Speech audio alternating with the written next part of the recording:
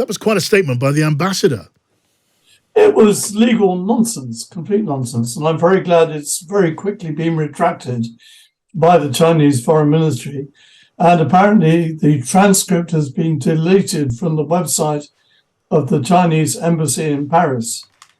But it was quite extraordinary that somebody should make a statement of that kind. And if I could just add to that, maybe very quickly, that Ukraine was a Union Republic of the USSR under the Soviet Constitution with a right to leave, which of course it didn't exercise till 1991. But in 1945, Ukraine was a founder member of the United Nations with its own seat on the United Nations General Assembly, Yes. along with Belarus.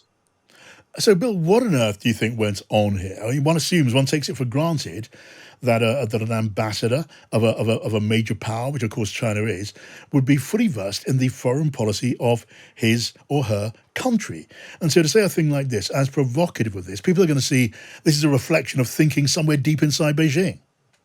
Well, the trouble is, I think maybe this individual, just to speculate, may have fallen for the narrative of President Putin of Russia, which is that Ukraine doesn't exist at all, and that it's a fiction created by the Bolsheviks. So that was the nature of his speech immediately before the latest invasion of Ukraine.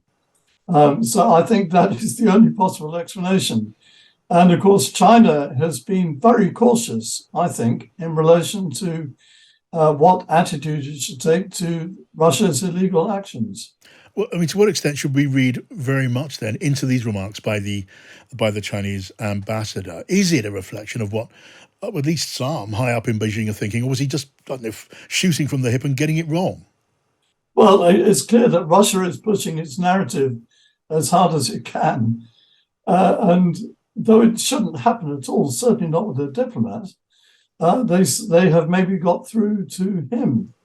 But there has never been any question at all of Ukraine's sovereignty, and indeed the fact that its sovereignty included Crimea.